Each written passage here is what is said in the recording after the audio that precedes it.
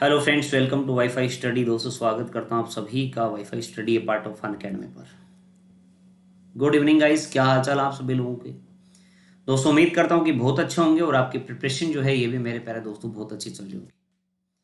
चर्चा हम कर रहे थे दिल्ली सल्तनत के बारे में, लेकिन दिल्ली सल्तनत की बात बताने से पहले मैं आपको बता देना चाहता हूँ मेरे प्यारे दोस्तों, अन अकेडमी लर्निंग ऐप अगर आप लोगों ने डाउनलोड नहीं कर रखा है तो अन अकेडमी लर्निंग ऐप आप डाउनलोड अवश्य कर लीजिएगा।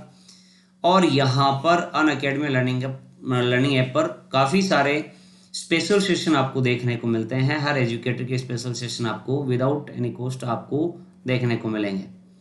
यहाँ पर आप प्रवीण कुमार के नाम से मुझे सर्च कीजिएगा और जैसे ही आप सर्च करेंगे प्रवीण कुमार के नाम से मेरा प्रोफाइल आपको दिख जाएगा और यहाँ पर फॉलो कर लीजिएगा ताकि मेरे द्वारा जो भी स्पेशल क्लासेस लगाई जाती हैं वो आपको देखने को मिले। जैसे 2 से 3 मेरी डेली लाइव टेस्ट रहता है राजस्थान हिस्ट्री का, फिर 5 से 6 भी आपका लाइव टेस्ट रहता है SSC CGL CPO Delhi police के लिए। फिर मेरे प्यारे दोस्तों 7:30 से 8:30 भी मेरी एक क्लास रहती है स्पेशल सेशन पे, डिटेल राजस्थान हिस्ट्री। ये सारी क्लासेस आपको देखने को मिल सकती हैं अगर आप अन अकेडमी लर्निंग ऐप डाउनलोड करके मुझे यहाँ पर फॉलो कर लेंगे। साथ में मेरे प्यारे मित्रों, आरपीएससी कैटेगरी की अगर बात करेंगे अन अकेडमी लर्निंग ऐप पर, आरपीएससी सेक्शन में मेरा एक आरएस का फाउंडेशन बैच जल्दी आ रहा है। अगर आप ये ज्वाइन करना चाहते हैं तो 1 या 2 साल का सब्सक्रिप्शन आप ले सकते हैं ताकि आपकी बेहतरीन तैयारी हो सके। साथ में एसआई या फिर आपके एलडीसी या फिर पुलिस पटवार, इन किसी के लिए भी अगर आप तैयारी कर रहे हैं तो हमारे कोर्सेज अन अकेडमी लर्निंग ऐप पर आरपीसी सेक्शन में आपको मिल जाएंगे। और टेट कैटेगरी में रीट का कोर्स मेरा आ रहा है, तथा साथ ही साथ बात अगर की जाएगी मेरे प्यारे दोस्तों एसएससी कैटेगरी में भी मेरा दिल्ली पुलिस के लिए कोर्स एक आ रहा है। तो रेफरल कोड आप लोगों को अप्लाई करना है प्रवीण11, PRAVWN प्रवीण11। जैसे ही रेफरल कोड अप्लाई करेंगे 10% का डिस्काउंट आप लोगों को मिल जाएगा और उस कैटेगरी में जितने भी एजुकेटर हैं उनकी सबकी क्लासेस आपको देखने को मिलेंगी। साथ ही साथ आपको वीकली क्विज यहाँ पर करवाया जाता है, PDF आपको प्रोवाइड करवाई जाती है और हर 3 सेशन के बाद में डाउट सेशन भी रखा जाता है। चलेगा, शुरुआत करते हैं मेरे प्यारे दो मित्रों। बात अगर की जाएगी दिल्ली सल्तनत के बारे में हम चर्चा कर रहे थे, यस या नो? बिल्कुल, बात चल रही थी किसको लेकर के? दिल्ली सल्तनत। और दिल्ली सल्तनत में मैंने पिछले सेशन में आपको बताया था सैयद वंश हमने प्रारंभ किया था और सैयद वंश का जो संस्थापक आता है जिसका नाम क्या है, खिज्र खां, उसके बारे में हमने चर्चा पिछले सेशन में की थी। और आज हम चर्चा करने वाले हैं आपके खिज्र खां के बाद में जो उत्तराधिकारी हुआ उसका नाम आता है मेरे प्यारे दोस्तों मुबारक शाह। क्या नाम है? मुबारक शाह। किसका उत्तराधिकारी हुआ ये आपके सैयद वंश का जो फाउंडर है खिज्र खां, उसके बाद दिल्ली सल्तनत में मुबारक शाह शासक बना और इसके द्वारा मेरे प्यारे दोस्तों आपके सुल्तान की उपाधि को धारण किया गया और इसने अपने नाम का खुतबा भी पढ़वाया और इसने अपने नाम के सिक्के भी यहाँ पर प्रचलित करवाए। जैसा हमने कहा था खिज्र खां के समय अपने को देखने को नहीं मिला था, उसने केवल और केवल रैयत-ए-आला की उपाधि से अपने आप को संतुष्ट किया था। ठीक है, तो मैं यहां पर लिख सकता हूं कि इसने सुल्तान की उपाधि धारण की तथा अपने नाम के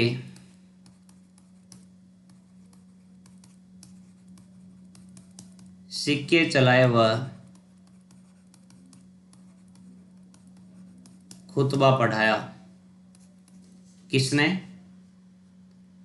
मुबारक शाह के द्वारा ऐसा किया गया।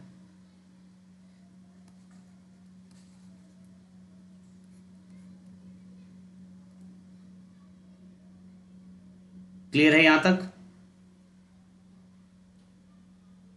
अब देखिएगा, आगे बढ़ते हैं मामला, इसी को आगे बढ़ाते हैं सैयद वंश को। मुबारक शाह के बाद में यहां पर जो शासक आया इसका नाम आता है मोहम्मद शाह। क्या नाम है? मोहम्मद शाह। किसके बाद? मुबारक शाह के बाद। मेरे प्यारे दोस्तों बात अगर की जाएगी, इसने मेरे प्यारे दोस्तों आपके जो है दिल्ली के पास में मोहम्मदाबाद नामक नगर जो है इसके द्वारा बसाया गया था।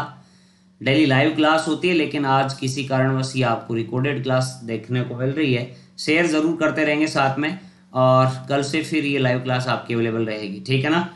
मोहम्मदाबाद नामक नगर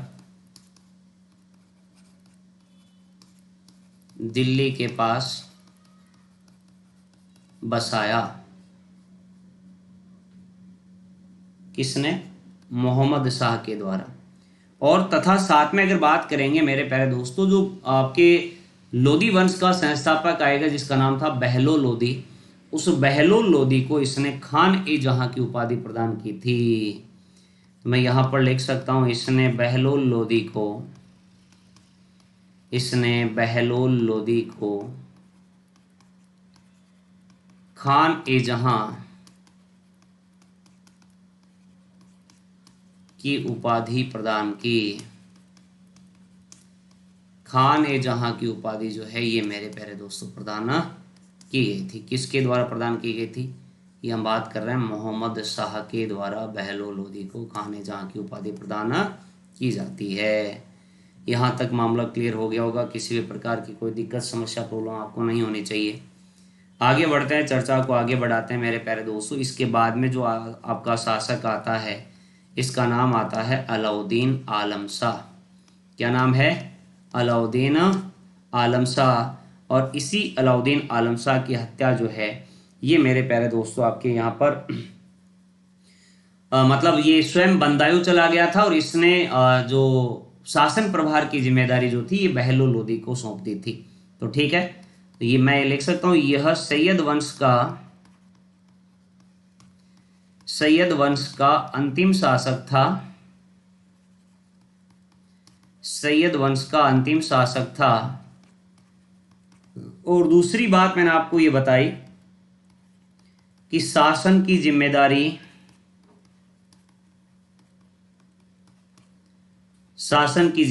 बहलोल लोदी को सौंपकर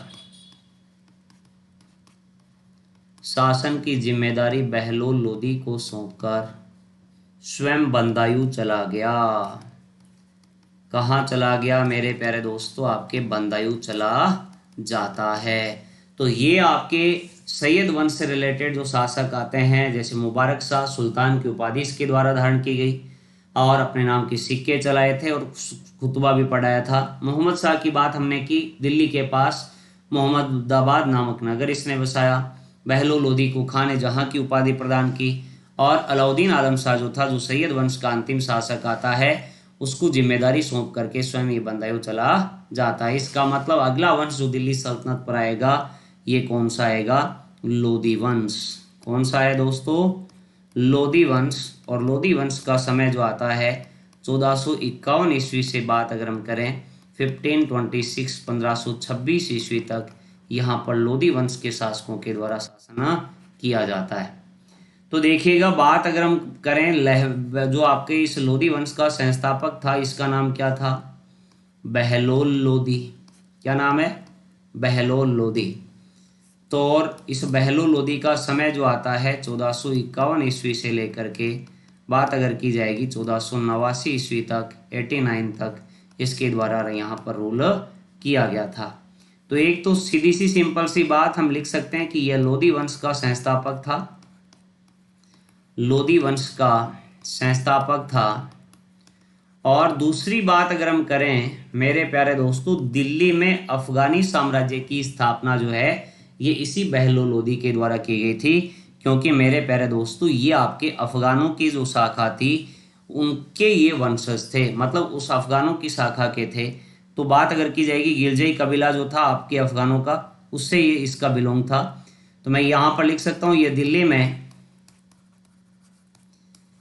दिल्ली में अफगानी साम्राज्य का संस्थापक था। अफगानी साम्राज्य मैंने आपको बताया क्यों? क्योंकि इनका संबंध अफगानी कबीला जो था गिलजे, उससे इनका संबंध था। इसीलिए हम ऐसा कह सकते हैं कि दिल्ली में अफगानी साम्राज्य का संस्थापक अगर आपसे पूछ लिया जाए तो आपका आंसर क्या आएगा? बहलोल लोदी। अब देखिएगा, बात अगर हम चर्चा करें मेरे प्यारे दोस्तों, जो जौनपुर का जो क्षेत्र आता है 1484 1484 ईस्वी में इसने जौनपुर का क्षेत्र जीता और उसको अपने राज्य में इसने शामिल कर लिया। तो ये भी बात इंपॉर्टेंट बात, इसने 1484 ईस्वी की बात हमने की है। 1484 ईस्वी में जौनपुर को जीतकर अपने राज्य में शामिल कर लिया। किसके द्वारा किया गया? ये मेरे प्यारे दोस्तों बहलोल लोदी के द्वारा किया जाता है। और बात अगर की जाएगी मेरे प्यारे दोस्तों, आपको पता होगा कि तुगलक वंश जो था, उस तुगलक काल में ये जौनपुर जो था ये एक स्वतंत्र राज्य के रूप में स्थापित हो गया था, लेकिन बहलोल लोदी के द्वारा इसको आपके यहाँ पर जो है अपने राज्य में वापस मिला लिया जाता है। एक और इम्पोर्टेंट बात अगर हम करेंगे मेरे प्यारे दोस्तों, ये आपके बहलोल लोदी जो है ये कभी भी राजगद्दी के ऊपर नहीं बैठा, सिंहासन के ऊपर नहीं बैठा, बल्कि अपने मंत्रियों और अपने अमीरों के साथ ये नीचे बैठा करता था और अपने अमीर वर्ग जो हुआ करते थे, अपने सरदार जो हुआ करते थे, उनको ये मनशद ए अली कह करके पुकारता था। तो मैं यहां पर लिख सकता हूं, बहलोल लोदी कभी सिंहासन पर नहीं बैठता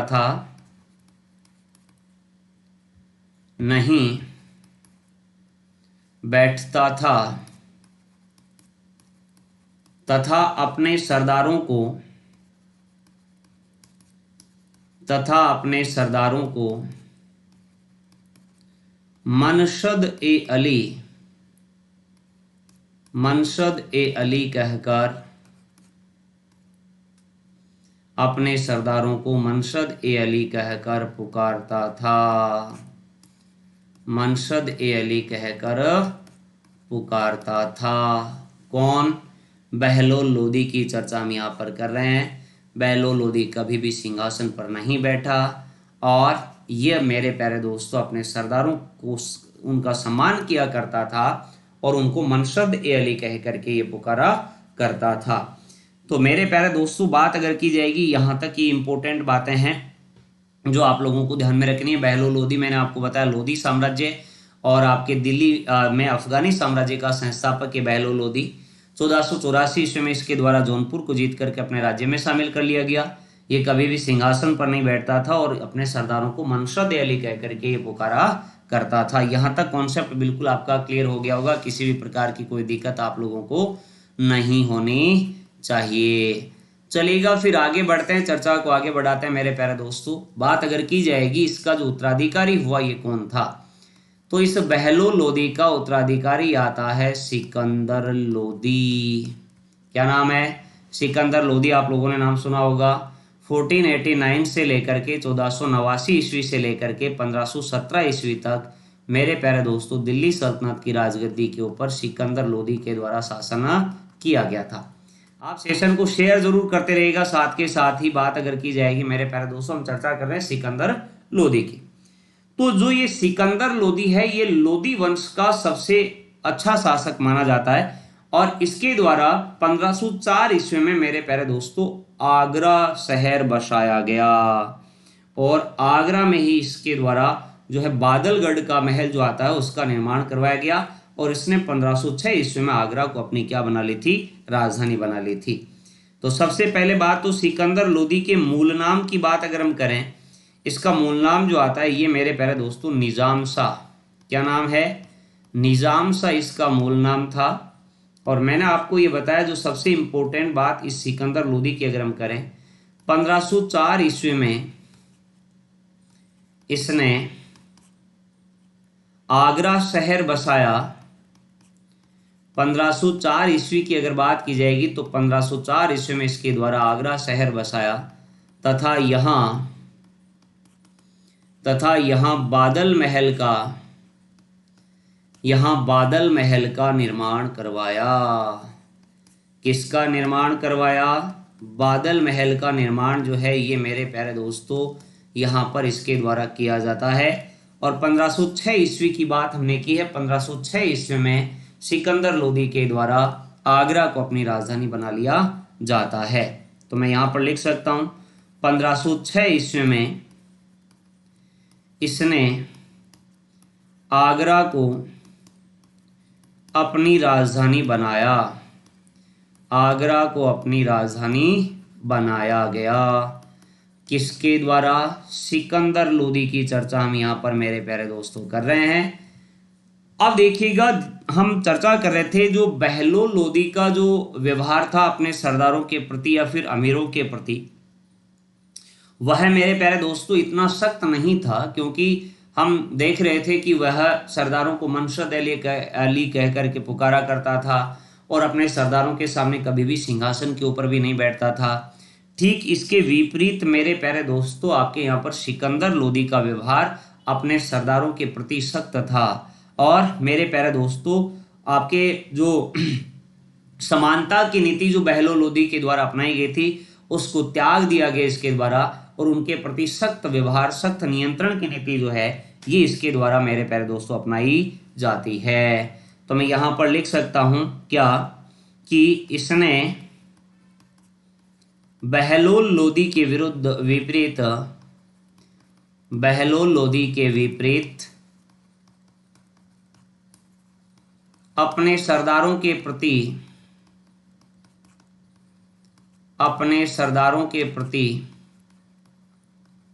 सख्त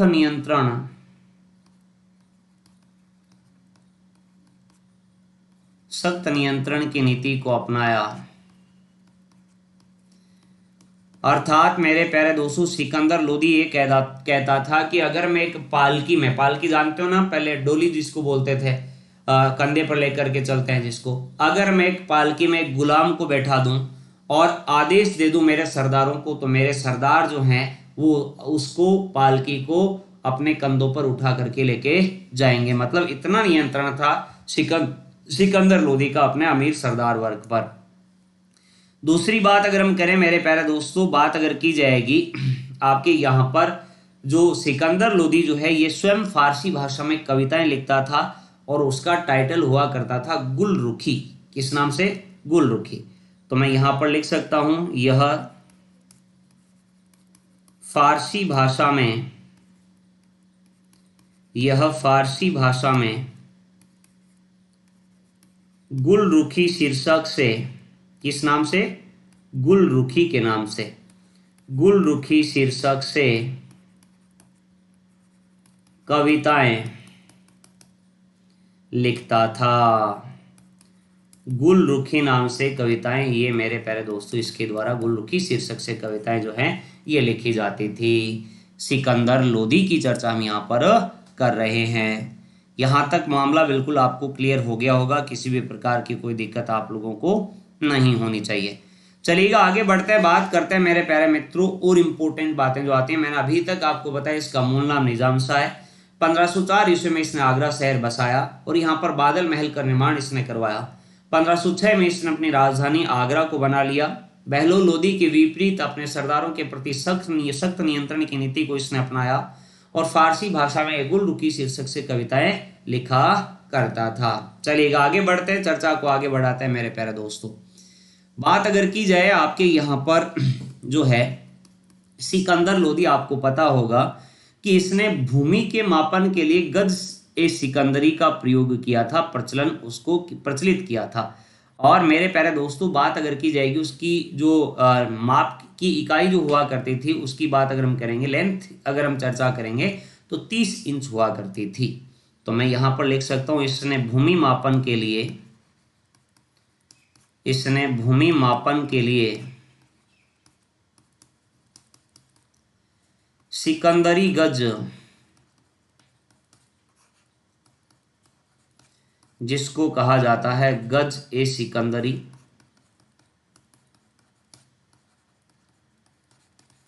सिकंदरी गज का प्रयोग किया।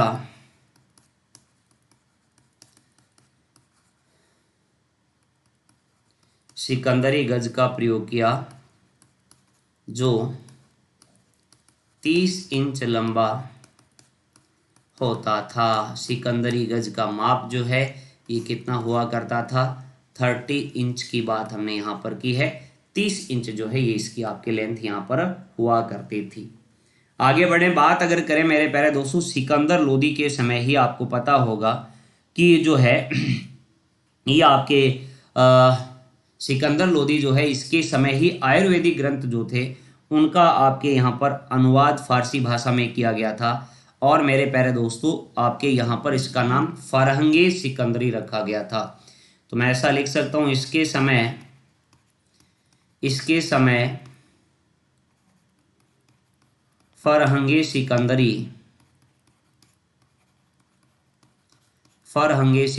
के नाम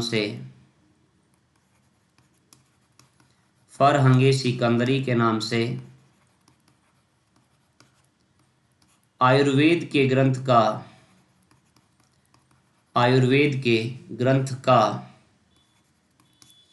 फारसी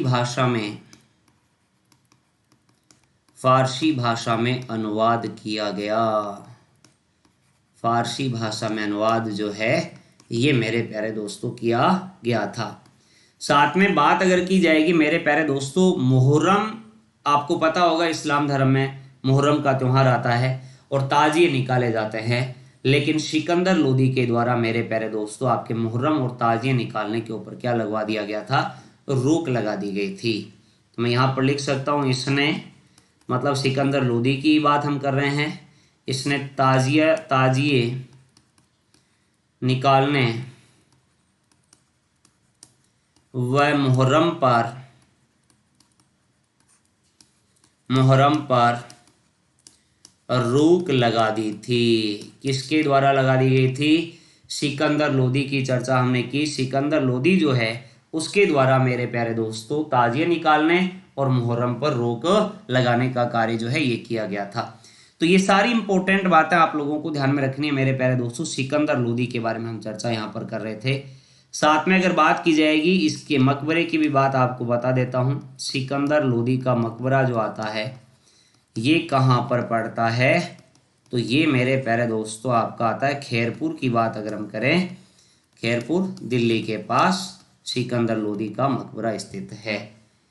अब अंतिम शासक जो आता है लोदी वंश का, आपको पता ही होगा इब्राहिम लोदी।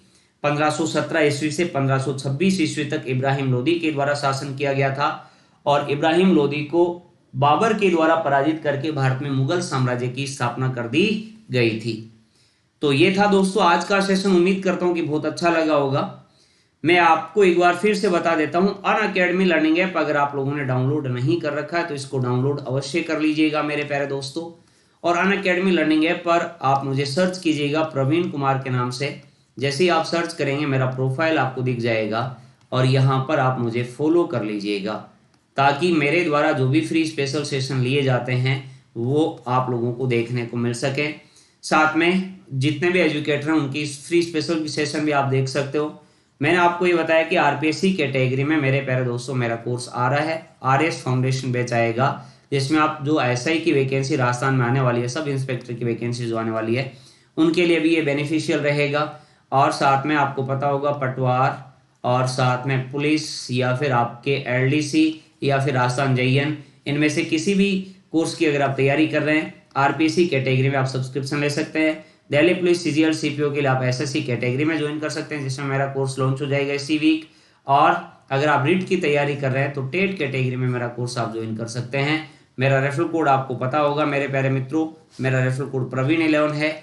इसको अगर आप अप्लाई करेंगे तो 10% का डिस्काउंट आप लोगों को मिल जाएगा। साथ में वीकली क्विज यहाँ पर प्रोवाइड करवाई जाती है, डाउट सेशन रखा जाता है और साथ में पीडीएफ भी आपको प्रोवाइड करवाई जाती है। एक सिंगल सब्सक्रिप्शन में ही आपको सभी एजुकेटर की क्लासेस देखने को मिल जाएंगी। तो दोस्तों लाइक जरूर कर दीजिएगा, ज़्यादा से ज़्यादा शेयर कर दीजिएगा और चैनल पर नए हो अभी तक आपने इसको सब्सक्राइब नहीं कर रखा है वो भी कर लीजिएगा। बाकी की चर्चा बाकी की बात हम कल करेंगे। तब तक के लिए bye bye and take care. आप अपना ख्याल रखिएगा। Thank you so much guys.